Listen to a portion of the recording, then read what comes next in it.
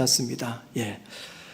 자, 오늘 본문은 그때라고 하는 이 시간적 부사로서 본문이 시작이 됩니다. 그때 흩어진 초대교회 성도들이 베니게, 구브로 그리고 안디옥까지 가서 거기에 있었던 유대인들과 이방인들에게 복음을 전했다라고 말합니다. 그때 오늘 11장 19절에서 말하는 이 그때가 언제일까요?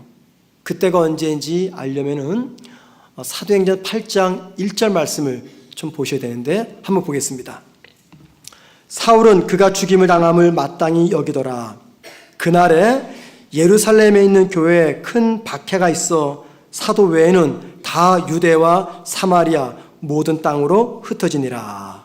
여기 말씀 보면 두 가지를 주목하세요. 첫째는 그날에, 둘째는 모든 땅. 자, 그날이 어떤 날입니까? 스테반이 순교를 당하고 예루살렘 교회에 박해가 시작되었던 때, 바로 그때를 그날에라는 시간적으로 표현합니다. 그날에 어떤 일이 있었어요? 그리스도인들이 모든 땅으로 흩어졌대요. 자, 모든 땅 어디를 말할까요? 성경에서 몇 군데 알려주는 장소는 있습니다. 빌립 같은 경우에 그는 예루살렘 교회 박해가 시작되자 어디로 갔습니까? 사마리아 땅으로 갔고 광야로 갔어요. 그리고 오늘 본문 11장 19절과 20절 말씀 보면 바로 그날에 흩어진 초대교회 성도들이 베니게, 구브로 그리고 안디옥까지 갔다라고 말합니다. 자, 그래서 다시 본문을 말하는 11장 19절의 그때라는 시간은 8장 1절에서 말하는 그날로서 스테반 순교 이후 예루살렘 교회에 박해가 시작되었던 때, 그때를 말합니다. 자, 그래서 8장 1절과 11장 19절을 연결해서 성경을 보아도 큰 문제는 없는 것이죠. 예루살렘 교회에 박해가 시작되었습니다. 그러자 초대교회 성도들이 여러 곳으로 흩어졌어요. 여러분, 성도들이 박해를 피해서 흩어졌다라고 하죠. 이게 무슨 말일까요? 흩어졌다는 것은 그동안 함께 신앙생활했던 정들었던 성도들과의 이별의 고통을 겪었다, 그 말입니다. 또는 그동안 내 삶의 뿌리가 내려져 있었던 삶의 터전을 잃어버렸다, 그 말이죠. 일터를 잃었습니다. 가족, 친구, 동료와 이별하는 고통을 겪었습니다. 자, 왜 이들이 이런 아픔을 겪고 있는 것입니까? 무슨 이유 때문입니까? 사업하다가 사업이 실패해가지고 다른 곳으로 이동했기 때문에 이런 아픔을 겪는 것입니까? 아닙니다. 이들이 이런 흩어지는 아픔을 겪었던 것은 예수를 믿었기 때문입니다. 자, 그런데 아이러니하게도요, 예수를 믿었기 때문에 흩어진 그곳에서 어떤 일을 했습니까? 예수를 전했습니다. 이게 바로 오늘 본문의 내용입니다. 저는 오늘 이 본문을 가지고 흩어진 초대교회 성도들을 통해서 우리가 배울 수 있는 신앙의 교훈이 무엇인가를 한번 생각해 보려고 합니다. 자, 첫 번째입니다. 내 삶에 고난이 찾아왔다면 그 고난을 수용하는 법을 배우자라는 겁니다. 내 삶에 고난이 찾아왔으면 그 고난을 내가 기꺼이 수용하는 법을 배우자. 초대교회 성도들의 이 흩어진 이야기를 기록하고 있는 사도행전 말씀 보면은요, 특이한 점이 하나가 있습니다. 그것은 초대교회 성도들은 주님 때문에 흩어지는 그 상황 속에서 주님이라든가 혹은 어떤 특정인을 향해서 원망이나 불평을 말하지 않습니다. 자조스럽게 말을 하지도 않습니다. 그들은 죽음과 이별의 고통과 삶의 터전이 무너지는 그 모든 순간들을 그대로 불평 없이 원망 없이 수용했어요. 우리가 살면서 겪는 많은 고난이 있습니다. 그 고난 중에 가장 큰 고난은 사랑하는 사람의 이별이라고 이야기합니다. 즉 사랑하는 사람이, 가족이 세상을 떠나는 것, 이게 가장 큰 고통이라고 이야기합니다. 자, 그래서 여러분, 이 볼비라는 심리학자는요, 사랑하는 사람이 세상을 떠나면 가족이나 친구는 애도의 과정으로서 네 단계를 거친다라고 말합니다. 첫 번째 단계는요, 사랑하는 이의 죽음을 부정합니다. 받아들이지 않는 거죠. 두 번째 단계는 죽은 사람을 그리워하며 굉장히 집착을 합니다. 세 번째 단계는 인생의 의미를 잃은 듯 절망합니다. 마지막 네 번째 단계는요, 시간이 지나면서 상실의 고통을 이겨내고 현실로 복귀하면서 서서히 회복의 단계를 거쳐간다라고 이야기합니다. 그런데 에도의 이 네 가지 단계는 말입니다, 사랑하는 사람이 세상을 떠났을 때뿐만이 아니라 우리 삶에 큰 고난이 찾아왔을 때 우리가 겪어가는 단계도 된다는 것입니다. 예를 들면 고난을 만나면 제일 먼저 어떤 반응이 나타납니까? 자신이 당하는 이 고난을 부정하고 싶어 합니다. 부정하고 싶어 해요. 그 다음에는 고난 당하기 전의 삶을 그리워하면서 과거의 삶에 집착합니다. 잘 나갈 때, 좋았을 때, 건강할 때. 그 다음은 어떤 과정입니까? 집착의 과정이 지나면 인생의 의미를 잃은 듯 절망합니다. 마지막 네 번째, 어느 정도 시간이 지나면 이제 정신을 차리죠.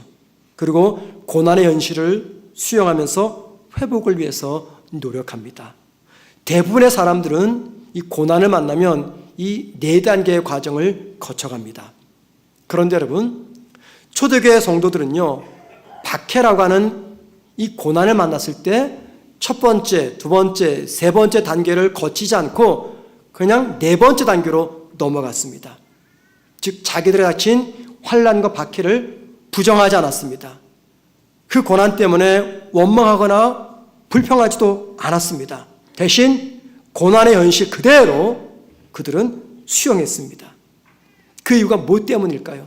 무슨 이유 때문에 그들은 박해라고 하는 이 고난에 대해서 부정하거나 원망이나 불평 없이 그대로 수용했을까요? 그들에게는요, 중요한 한 가지 믿음이 그들의 마음에 자리 잡고 있었기 때문입니다. 그 믿음이 어떤 믿음일까요? 하나님의 뜻이 없이는 아무것도 허용될 수 없다. 하나님의 뜻이 없으면 아무것도 허용될 수 없다.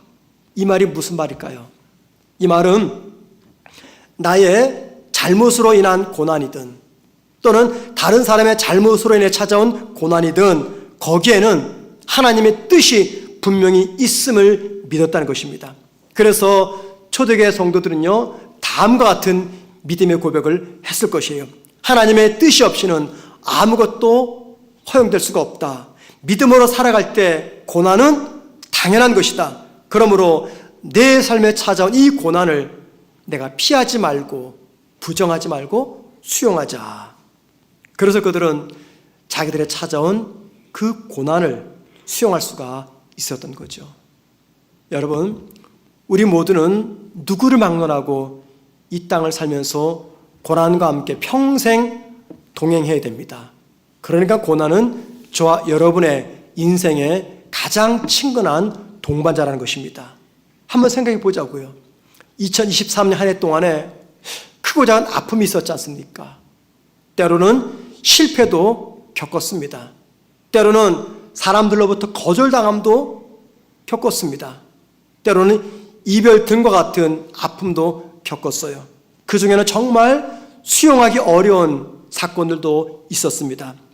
나에게 찾아온 아픔이 하나님의 허용하에서 찾아온 고난이다 라고 생각한다면 하나님이 너무 잔인하신 분처럼 생각되기도 합니다. 그러나 여러분, 그 가운데서 우리가 꼭 기억할 것이 한 가지가 있습니다. 나를 위해서 이를 계획하고 진행하시는 하나님의 일은 아직 끝나지 않았다는 것입니다. 하나님은 당신의 선하신 계획과 뜻을 따라서 나를 인도하시는데 그 인도하시는 하나님의 일하심은 아직도 진행 중입니다. 이 사실을 믿을 때 나에게 찾아온 고난과 아픔을 내가 부정하지 않고 있는 그대로 인정하면서 수용할 수가 있게 됩니다. 이것이 첫 번째 초대교회 성도들이 우리에게 보여주는 신앙의 교훈입니다. 자, 그러면요, 여기까지 말씀을 드리면 두 번째 질문이 생깁니다. 초대교회 성도들이 어떻게 해서 흩어지는 고난을 수용할 수가 있었던 것인가 라는 거죠. 어떻게 해서? 그 이유는요, 그들 모두는 고난 중 주님을 기억했기 때문입니다. 주님을 고난 중에 기억했기 때문이에요. 본문을 보면은 쉽게 이해가 안 되는 부분이 있습니다. 자, 초대교회 성도들이 삶의 터전을 버리고 흩어진 이유는 누구 때문입니까? 주님 때문이에요. 그런데 이상한 건 뭐냐면 그들이 주님 때문에 흩어졌는데 흩어진 그곳에서 그들은 뭘 했습니까? 그들의 고난의 원인이었던 그 예수를 전하기 시작합니다. 오늘 본문 20절 말씀 보십니다. 그 중에 구브로와 구레네 몇 사람이 안디옥에 이르러 헬라인에게도 말하여 주 예수를 전파하니, 앞에 있는 19절에서도 예수를 전했다라고 말합니다. 사람이 고난을 당하면요, 그 고난으로부터 피하고 싶은 것이 인지상정입니다. 어느 누가 고난 근처에 가기를 원합니까? 될 수 있으면 멀리 떨어지고 싶은 것이 우리의 마음이죠. 그런데 여러분, 이와는 반대로 내가 무엇을 위해서 또는 누군가를 위해서 고난을 당할 때 그 고난의 원인으로부터 멀리 도망가지 아니하고 오히려 그 고난의 원인에 대해서 강한 애착심을 가질 때가 있습니다. 고난의 원인에서 멀어지지 않고 더 고난의 원인에 가까이 다가서는 그런 모습도 있습니다. 예를 들면 부모가 된다는 건 이건 뭘 의미합니까? 축복이며 기쁨이며 영광이죠. 하지만 동시에 부모가 된다는 것은 자녀를 위해서 희생한다는 것을 의미합니다. 부모의 희생 없이는 절대 자녀는 온전하게 성장하지 못합니다. 그래서 내가 누군가의 부모가 된다는 것은 희생을 감수해야 됩니다. 그런데 부모는요, 이 자녀를 키우는 이 일이 힘들다고 해서 자녀로부터 멀리 도망치거나 멀리 떨어지지 않습니다. 오히려 더 강한 희생과 사랑으로 자녀를 위해서 헌신합니다. 그때 부모가 어떻게 자녀를 위한 희생과 고난을 수용할까요? 자녀로부터 멀리 떨어지면서요? 아니죠. 그러면 그럴수록 부모는 자녀를 향해서 더 강한 애착과 사랑으로서 자녀를 바라봅니다. 그리고 자녀 때문에 당하는 희생을, 고난을 수용합니다. 예수 때문에 흩어진 이 성도들이 고난의 원인인 예수를 전한 것은 무엇 때문일까요? 그것은 주님에 대한 강한 애착심과 사랑의 눈으로 주님을 바라보았기 때문입니다. 여러분 가운데 등산을 좋아하는 분이 계십니까? 한 수년 전입니다. 그때 교육자들이 이 체력이 너무 떨어져가지고 한번 등산을 가자 그래서 등산을 갔어요. 그래서 어느 산을 갈까 싶었는데 우리 교회 한 권사님이 등산을 참 좋아하셔가지고 이제 그분께 물었더니 어디를 가라라고 말씀하시는 거예요. 근데 교육자들이 거기 가가지고 다 죽는 줄 알았습니다. 막 어떤 교육자는 체해가지고 얼굴이 하얘지고 막 코에서 단내가 난다 그러죠. 너무너무 힘든 거예요. 여자 교육자들은 아예 그냥 포기하고 가지도 못하고 아무튼 고생 끝에 넘어왔습니다. 나중에 와서 물어봤더니 그 권사님은 겨울에 손 쉽게 거기 넘어갔다는 거예요. 그래서 저분이 사람인가? 네. 여러분, 등산을 좋아하는 분은요, 산의 높이와 상관없이 올라갑니다. 근데 등산을 싫어하는 분은요, 동네 동산도 안 올라가요. 왜 그런지 아십니까? 이유가 있습니다. 아니, 다시 내려올 건데 왜 올라가? 그렇잖아요, 여러분들? 다시 내려올 건데 왜 올라갑니까? 특별히 산행을 하다가 목숨을 잃는 경우가 종종 있죠. 어떻게 말합니까? 아니, 다시 내려올 산을 무슨 이유 때문에 목숨 걸고 올라가는가? 여러분, 등산을 좋아하는 분들은 그런 분들에게 뭐라고 답을 합니까? 거기에 산이 있기 때문에 올라갑니다 라고 말해요. 굉장히 철학적인 대답이죠. 거기에 산이 있기 때문에 올라갑니다. 목숨을 잃을지 모르는 위험한 상황에도 산에 올라가는 이유는 그들이 올라가려고 하는 그곳에 산이 있기 때문이다 그 말입니다. 여러분, 산은요 고난의 원인이잖아요. 등산 힘듭니다. 때로는 위험한 산은 목숨도 잃습니다. 산은 고난의 원인이에요.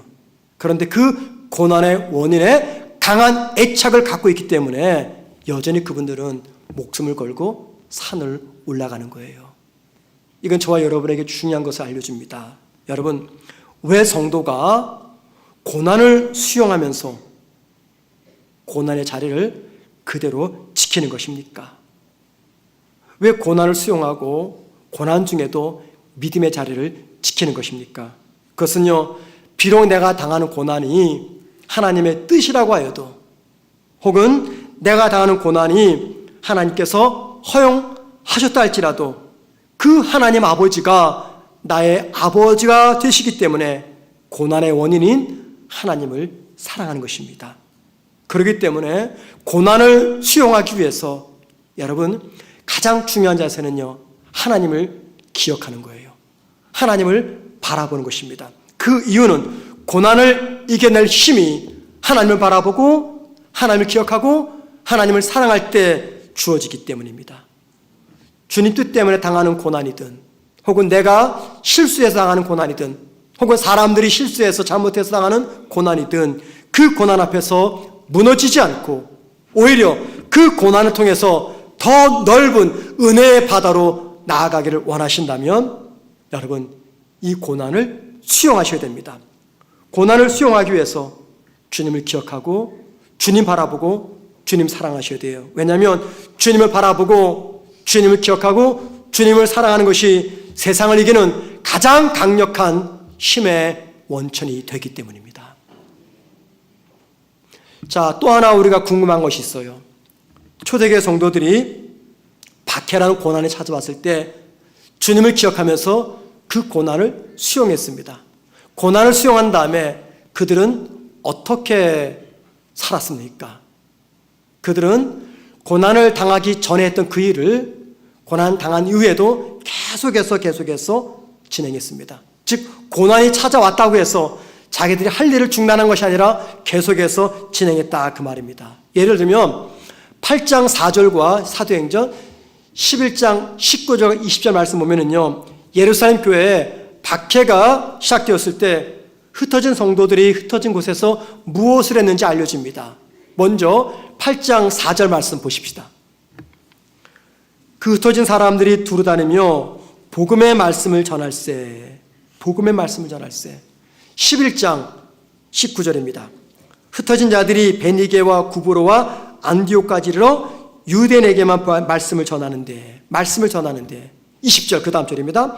그 중에 구브로와 구레네 몇 사람이 안디옥에 이르러 헬라인에게도 말하여 주 예수를 전파하니. 말씀을 전하는데 주 예수를 전파하니. 이게 무슨 말입니까? 예수 때문에 흩어진 성도들이 흩어진 곳에서 했던 일, 그게 뭐라고요? 예수를 전한 것입니다. 고난의 원인인 예수를 전한 것이에요. 초대교회 성도들이 박해를 피한 것은 무슨 이유 때문입니까? 새로운 곳에서 안정된 삶을 살기 위해서요. 박해가 없는 곳에서 안정된 삶을 살기 위해서 지금 흩어졌습니다. 잘 살기 위해서. 그렇다면 여러분, 흩어진 곳에서 그들이 제일 먼저 해야 될 일, 그게 어떤 일입니까? 그곳에서 삶을 안정적으로 만들기 위해서 먼저 집을 장만해야 돼요. 일거리 찾아야 됩니다. 삶의 터전을 안정적으로 마련해야 돼요. 그런데 그들이 흩어진 곳에서 이런 일 하기보다도 뭘 했습니까? 고난의 원인이었던 예수를 전했습니다. 그들이 이럴 수 있었던 이유가 무엇 때문입니까? 흩어지기 전이나 흩어진 후에 변함없이 주님을 최고봉으로 사랑했기 때문입니다. 고난 당하기 전에 주님이 내 인생에서 가장 소중한 분이었다면 고난 당하는 중에도 주님이 내 인생에서 가장 소중한 분이었기 때문입니다. 평안 속에서 주님이 내가 가장 사랑하는 분이었다면 고난 중에도 주님은 내가 가장 사랑할 분이기 때문입니다. 젊은 날의 주님이 내가 가장 사랑하는 분이었다면 내 인생의 석양 속에서도 변함없이 사랑할 분이었기 때문입니다. 초대교회 성도들이 흩어진 곳에서 복음을 전한 이유는요, 땅끝까지 복음을 전해라 라고 하는 주님 말씀을 기억하고 그 말씀을 삶에서 적용했기 때문이에요. 자, 그래서 여러분, 오늘 본문을 통해서 우리가 꼭 기억할 한 말씀이 있습니다. 지금까지 말씀을 다 잊어버려도 이 말씀을 꼭 기억하셔야 돼요. 본문을 통해서. 그것은요, 초대교회 성도들이 그들의 삶에 찾아왔던 이 고난을 극복했던 방법, 그게 뭐냐라는 겁니다. 그것은 고난 속에서 그들이 해야 할 일을 한 것이었어요. 고난 속에서 그들이 해야 할 일을 하는 것, 그것이 바로 그들의 삶에 찾아온 이 고난을 대처하는 방법이었습니다. 빅터 프랭크라는 유명한 심리학자가 있습니다. 이 사람은 유대인인데 오래적 사람이에요. 히틀러가 유대인을 수용소에 다 가둘 때 그때 그도 유대인이라는 이유 때문에 수용소에 갇혔습니다. 동족이었던 유대인들과 같은 수용소에 지나면서 그는 유대인들이 어떻게 수용소 생활을 하는지 관찰했습니다. 그러고 나서 나중에 책을 썼는데 그게 바로 죽음의 수용소라는 유명한 책이죠. 이 책에서 빅터 프랭크는 이런 말을 합니다.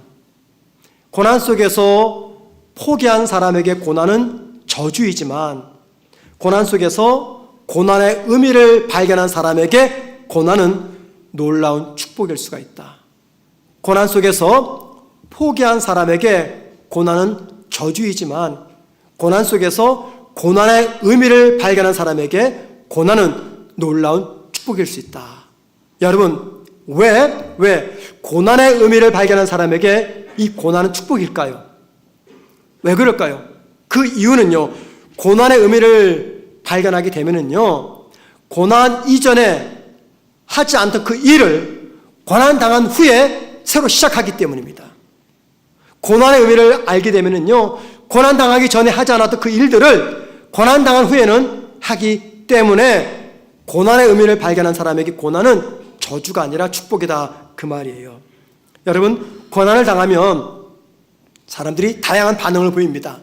사람들의 성격 또는 경험 혹은 형편에 따라 그 반응은 각각 다르게 나타나죠. 하지만 공통적인 반응이 있습니다. 대부분의 사람들이 고난을 만났을 때 보이는 반응입니다. 첫 번째, 절망하면서 모든 것들을 포기하는 반응을 보입니다. 두 번째는요, 자신이 만난 그 고난의 원인이 무엇인지를 생각하면서 사람이든 상황이든 저주합니다. 심지어는 하나님까지 저주합니다. 세 번째, 고난을 겪는 동안 슬픔이나 우울감을 경험합니다. 그래서 불면증으로 잠을 자지 못하고 대인기피증으로 고생을 합니다. 네 번째, 고난의 터널 안에서 이전에 하지 않던 새로운 일을 시작하는 분이 있습니다. 자, 여러분, 여러분에게 여쭤보겠습니다. 여러분들은 여러분의 삶에 예상치 않은 고난이 찾아오면 어떤 반응을 보이십니까? 절망하면서 포기합니까? 아니면 누군가를 저주합니까? 아니면 우울감에 빠져서 불면증으로 시달려 대인기피증을 가지고 고생합니까? 아니면 고난의 터널 속에서 새로운 일을 시작하십니까? 예수를 믿는 성도라면 당연히 네 번째 반응을 선택해야 됩니다. 즉, 고난 중에 새로운 일, 의미 있는 일을 시작해야 됩니다. 그럼 여러분, 성도가 고난 중에 새로 시작할 의미 있는 일, 새로운 일, 그 일은 어떤 일입니까? 내가 하고 싶은 일이 되어서는 안 됩니다.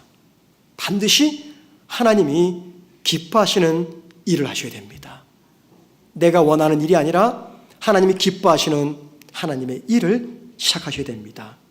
고난의 터널을 만났을 때 그 속에서 하나님이 기뻐하는 하나님의 일을 하는 사람은요, 그렇지 않은 사람보다 더 수월하게 고난의 터널을 빠져나갈 수가 있습니다. 왠지 아십니까? 그 이유는요, 고난 중에 시작하는 그 일, 즉 하나님의 일, 하나님이 기뻐하시는 그 일을 통해서 하나님은 모든 상황을 견디며 피할 수 있는 은혜를 주시기 때문입니다. 고난 중에 주님의 일을 한다는 거, 이게 왜 중요할까요? 그 이유는요, 고난 그 자체에 집중되어 있었던 나의 생각과 나의 마음과 내 삶을 주님께 집중하기 때문입니다.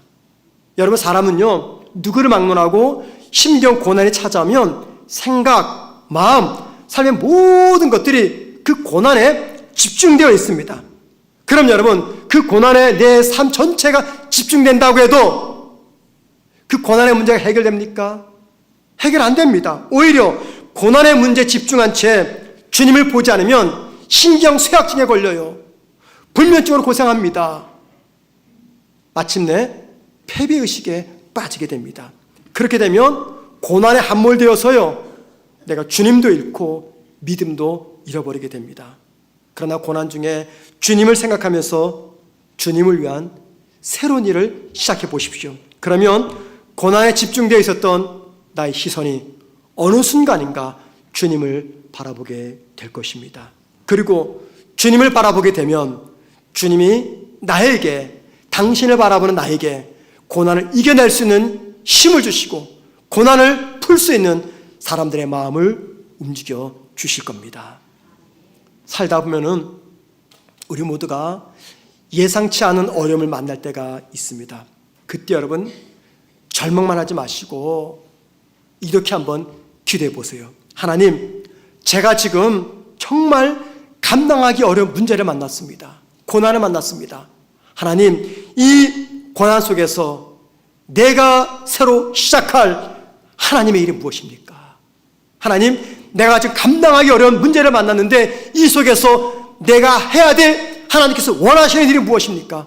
하나님께 기도하십시오. 그리고 고난 중에서 하나님께서 내가 할 일이 무엇인지 확신을 주신다면 주저하지 말고 망설이지 말고 시작하십시오.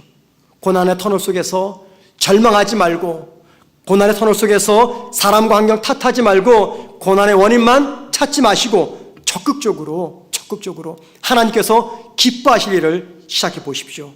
고난을 대처하는 적극적인 자세는요, 하나님이 기뻐하는 하나님의 일을 찾아서 새롭게 시작하는 것입니다. 그런데 여러분, 안타까운 일이 뭔지 아십니까? 안타까운 일.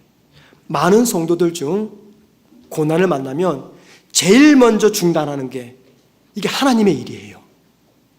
그러면 안 되는데 성도들이 힘든 순간을 만났을 때 제일 먼저 중단하는 거, 이게 하나님의 일입니다. 예배도 중단합니다. 기도 생활도 중단해요. 봉사도 중단합니다. 그렇게 중단하다 보니 어느 순간 주님으로부터 멀어지면서 교회를 떠납니다. 엄밀히 말하면 내 삶의 고난이 찾아온 것은요, 하나님과는 아무런 관계가 없는 내 개인의 문제, 가정의 문제, 사람들의 문제입니다. 내가 부족해서 생긴 문제이고 내가 욕심부려 생긴 문제입니다. 그런데 우리는 비록 내 실수, 내 욕심 때문에 찾아온 문제더라도 왜 하나님께서 그걸 막아주지 않았는지, 왜 하나님께서 그 아픔을 허용하셨는지 하나님 원망하면서 하나님 관계를 정리하려고 합니다. 그런데 여러분, 기억하셔야 돼요. 대부분의 성도들은 그때 제일 먼저 중단하는 것이 예배며 기도며 봉사인데, 이게 뭘 의미하는 겁니까? 내 스스로가 무너지는 자리로 내가 찾아간다는 거예요. 고난을 만났다면요, 평안할 때보다 더 적극적으로 하나님의 일을 시작하셔야 됩니다. 더 열심히 예배자리 지키셔야 됩니다. 더 열심히 기도자리 지키시고 더 열심히 봉사자리 지키셔야 됩니다. 혹 여러분 가운데 천목사 이 말을, 천목사가 자기 목회를 위해서 나를 이용하기 위해서 저러는구나, 절대 그렇게 생각하시면 안 됩니다. 여러분 아니어도 얼마든지 교회는 지켜줍니다. 여러분 아니어도 하나님은 새로운 봉사자를 보내세요. 제가 여러분에게 듣기 거북한 이 말씀을 드리는 것은 이게 바로 우리가 살 길이기 때문입니다. 인생의 힘겨운 고난에 찾아왔는데 제일 먼저 중단하는 것이 예배 시간입니다. 기도 시간이고 봉사 시간이에요. 이게 뭘 말하는 겁니까? 내 스스로가 내가 자원해서 내가 무너지는 자리로 내가 걸어가고 있다는 것입니다. 고난을 만났을 때, 평안할 때보다 더 열심히 주를 위한 일을 찾아보십시오. 더 열심히 예배 자리, 기도 자리, 헌신의 자리를 찾아보시기 바랍니다. 신웅진 씨가 쓴 책이 있습니다. 바보처럼 공부하고 천재처럼 꿈꿔라는 책이죠. 이 책은 전 유엔 사무총장인 이 반기문 씨에 관한 이야기입니다. 일종의 그 전기전 형식의 책이에요. 이 책에 보면은 2001년 반기문 씨가 겪었던 한 에피소드가 기록되어 있습니다. 그 당시 반기문 씨는요, 외교부 차관이었습니다. 그러다가 한국과 미국 사이 어떤 정치적인 갈등 때문에 이 정치 희생양으로 그만 외교부 차관에서 밀려나게 됩니다. 얼마나 속이 상했을까요? 억울하게 차관 자리를 내려왔으니까 너무 분하고 속상해서 평소 멘토처럼 따랐던 전 국무총리였던 노신영 씨를 찾아갔습니다. 노신영 씨가 인생의 큰 쓴자를 마신 이 반기문 씨를 만나가지고 이렇게 이야기를 했어요. 짧기 때문에 제가 전문을 다 한번 여러분 읽어드리겠습니다. 이렇게 말합니다. 노신영 씨가 반기문 씨에게, 여보게, 인생이라는 것이 말이지 힘겹게 올라가야 하는 언덕도 있고 또 내려가 줘야 하는 굴곡도 있고 그럴 수밖에 없어. 그리고 큰 사람일수록 그런 게 있기 마련이야. 자네는 지금 많이 억울하겠지만 이건 자네 인생에서 끝이 아니니 너무 억울해하지 말게나. 문제는 이렇게 내려와 있을 때 더 잘 살아야 한다는 점이야. 높은 곳에 있을 때, 잘 나갈 때 모두들 잘 사는 법을 알고 있지. 그러나 이렇게 내려와 있을 때 어떻게 하느냐가 사람의 크기를 결정하는 법이라네. 여러분, 잘 나갈 때, 높은 자리에 있을 때 우리 모두는요, 잘 사는 법을 너무 잘 알고 있습니다. 그런데 내려가는 자리에서 어떻게 사는지 잘 모릅니다. 내려와 있을 때 더 잘 살아야 된다, 이 말과 내려와 있을 때 어떻게 하느냐가 사람의 크기를 결정한다, 이 말에 적극적으로 동의합니다. 그럼 여러분, 우리가 높은 곳에 있을 때는 언제이며 내려갈 때는 언제입니까? 높은 곳에 있을 때는요, 고난이 없을 때죠. 승승장구할 때입니다. 하나님마다 잘 될 때예요. 염려도 걱정도 근심도 없습니다. 그렇다면 내려올 때는 언제입니까? 인생에 고난의 바람이 불어올 때입니다. 실패를 경험하고 역경을 만났을 때, 그때가 내려올 때예요. 성도들 중에는 높은 곳에 있을 때는요, 기쁨으로 주의를 하다가 내려올 때 주의를 중단하는 성도들이 의외로 많습니다. 그런데 여러분, 참 믿음은요, 높은 곳에 있을 때가 아니라 내려올 때 입증이 됩니다. 내려올 때 내가 어떤 사람인지 증명이 됩니다. 내려올 때 내가 어떤 신앙인인지 증거가 된다는 것입니다. 높은 곳에 있을 때 하나님을 위해서 헌신하는 거, 이건 참 쉽습니다. 그러나 고난을 만나서 인생이 밑바닥으로 내려왔을 때, 그때 주를 위해서 충성하는 것은요, 정말 어렵습니다. 그런데 여러분, 바로 그때 내가 어떤 신앙인인지 증명이 된다는 것입니다. 우리에게 찾아온 고난은요, 반드시 우리를 두 장소 중 한 곳으로 인도합니다. 한 곳은 내가 분노하는 자리, 내가 절망하는 자리, 내가 포기하는 자리, 그 자리로 고난은 우리를 이끌고 갑니다. 하지만 반대로 우리에게 찾아온 고난은 또 다른 곳으로 인도하죠. 내가 변하는 자리, 내가 세워지는 자리, 내가 견고해지는 자리, 내가 새 일을 시작하는 자리, 이 각각 다른 두 곳으로 우리를 인도합니다. 문제는 고난 앞에 서 있는 내가 어떤 선택을 하느냐라는 것이죠. 고난 앞에서 어떤 삶의 자세를 취하에 따라서 고난은 나를 하나님의 영광과 하나님의 은혜를 경험하는 자리로 인도할 것입니다. 그 은혜를 누리기를 원한다면 고난의 때 더 적극적으로 하나님이 기뻐하실 일을 시작하십시오.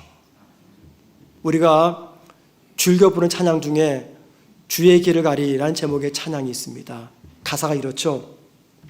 비바람이 앞길을 막아도 나는 가리 주의 길을 가리. 눈보라가 앞길을 막아도 나는 가리 주의 길을 가리. 험한 파도가 앞길을 막아도 나는 가리 주의 길을 가리. 모진 바람이 앞길을 막아도 나는 가리 주의 길을 가리. 비바람, 눈보라, 험한 파도, 모진 바람, 이게 다 뭡니까? 우리의 삶에 찾아오는 인생의 크고 작은 고난들이죠. 그 고난이 찾아왔을 때 고난에 밀려 인생이 저 밑바닥에 떨어지는 것이 아니라, 그래서 그 속에서 누군가를 저주하고 절망하며 신앙의 회의감을 갖고 하나님을 떠나는 것이 아니라 내 인생에 찾아온 고난의 물결 앞에서 내가 당당하게 이전보다 더 최선을 다해서 하나님의 일을 하겠다는 귀한 찬양의 고백입니다. 여러분, 만약에 2000년 전 초대교회 성도들이 이 찬양을 알고 있었다면요, 그들은 박해와 환난을 피해서 흩어지면서 분명히 이 찬양을 불렀을 것입니다. 비바람이 앞길을 막아도 나는 가리 주의 길 가리. 눈보라가 앞길을 막아도 나는 가리 주의 길을 가리. 험한 파도가 앞길을 막아도 나는 가리 주의 길을 가리. 모진 바람이 앞길을 막아도 나는 가리 주의 길을 가리. 여러분, 고난 중에 주의 길을 간다는 이 찬양, 이게 어떤 의미입니까? 고난 중에라도 중단하지 않고 하나님 기뻐하시는 하나님의 일을 하겠다는 찬양입니다.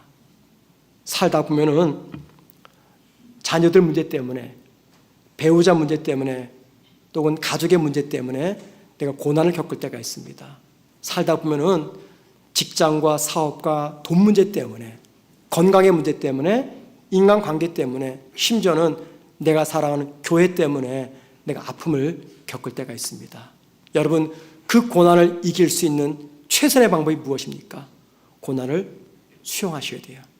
그리고 주님을 기억하면서 주님이 기뻐하시는 그 일을 시작하는 겁니다. 제가 목사로서 성도들에게 직간접적으로 이 안타까운 이야기를 들을 때가 있습니다. 그 뭐냐면, 목사님, 나는 믿음 생활 잘하는데 우리 남편, 아내, 자녀, 부모님들이 아직 신앙생활을 제대로 하지 못합니다. 내가 교회 봉사하는 그 시간을 잠시 내려놓고 내 가족들의 믿음을 위해서 쓰겠습니다. 그래서 남편과 함께, 자녀와 함께, 부모님과 함께 예배자를 함께 예배드리면서 내가 그들의 신앙을 잘 이끌겠습니다. 그러니까 제가 잠시 봉사를 중단하겠습니다. 굉장히 합리적이고 또 가정을 사랑하는 마음이라 제가 충분히 공감이 돼요. 그런데 여러분, 솔직히 말씀드려 볼게요. 그렇게 해서 믿음이 연약한 가족들을 주님께로 인도하신 분이 몇 분이나 됩니까? 거의 없어요. 오히려 그 과정을 통해서 본인의 믿음마저도 잃어버리게 됩니다. 하지만 저는 우리 성도들 모습 속에서 똑똑히 봅니다. 비록 자녀들이, 배우자가 열심히 믿음 생활하지 않지만 자신이 주어진 신앙의 자리에서, 예배의 자리에서, 기도의 자리에서, 봉사 자리에서 놓지 않고 끝까지 지켜나가는 그 성도들, 마침내 그분의 가족들이 믿음 생활에 길을 들어가는 그런 모습들을 저는 지금도 보고 있습니다. 여러분, 제가 목사입니다. 전 또 아빠입니다. 부모 눈에는요, 자녀들을 항상 부족하게 보여요. 제 아이들이 열심히 신앙생활을 한다고 하지만은 부모 눈에는 턱없이 부족해요. 그럼 제가 목회하다 말다, 성도 여러분, 제가 잠시 교회를 떠나야 되겠습니다. 왜냐하면 내 아들, 딸이 신앙생활 제대로 못해요. 내가 여러분에게 예수 잘 믿으라고 설교하는 거 중요하지만 먼저는 내 가족입니다. 그러니까 나는 이때부터 목사를 그만두겠습니다 하고 내가 자연인 되어가지고 우리 아이들 데리고 주일 예배 드리고 설교도 안 하고 목회도 안 하고, 그럼 여러분 어떻게 될까요? 똑같은 이치 아니겠습니까? 똑같은 거예요. 그렇게 해서 제가 영적으로 살겠습니까? 제가 먼저 죽을 거예요. 가정에서 가장이 있습니다. 하지만 여러분, 영적인 가정에서는요, 신앙생활 깊은 분이 영적인 가장이에요. 영적인 가장의 신앙이 무너지면요, 다른 가족들도 함께 무너집니다. 비록 내 자녀와 내 가족들이 신앙생활이 연약하지만 그럼에도 불구하고 나는 내 길을 가면서 가족들을 주님께 맡기는 겁니다. 제가 참 이게 좀 외람된 이야기지만 제 가족을 위해서 기도하는 시간은 거의 없습니다. 제 자식을 기도하는 시간 거의 없어요. 그럴 시간이 없어요. 솔직한 얘기로. 기도하다 보면은, 교회와 성도 기도하다 보면 기도가 끝나는 거예요. 그러면은 부모가 기도하지 못하니까는 제 자식의 인생이 망할까요? 그들의 신앙이 엉망이 될까요? 아니요. 하나님은 비록 내가 내 자녀를 기도하지 못했더라 하더라도 내 기도를 보시고 성도와 교회를 위한 내 기도를 들으시고 내가 하지 못했던 부분을 하나님께서 책임져 주십니다. 여러분, 기도를 믿으세요. 정확히 말하면 내 기도에 응답하시는 하나님을 믿으세요. 여러분의 의지, 열심을 믿지 마시고 내 기도에 신실하게 응답하시는 하나님을 믿으세요. 하나님을 믿으신다면 쉽게 봉사 자리, 신앙의 자리 떠나지 못할 겁니다. 부모, 형제, 믿음이 연약한 자녀들, 가족들을 내버려둬라, 그 말이 아닙니다. 그게 아니에요. 내 믿음의 자리를 지켜야지만이 믿음이 연약한 내 가족들의 믿음도 지킬 수가 있다는 겁니다. 사랑하는 성도 여러분, 다양한 문제로 인생의 고난이 찾아옵니다.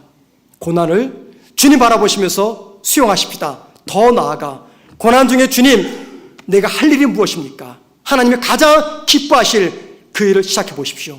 그 일을 통해서 먼저는 내가 회복되며 하나님께서 내 상황을 반전시키셔서 내가 기대했던 것보다 더 아름다운 모습으로 만들어 내실 겁니다. 선한 결실로 만들어가는 하나님 일하심을 믿는 저 여러분 되기를 주의 이름으로 축원을 드립니다.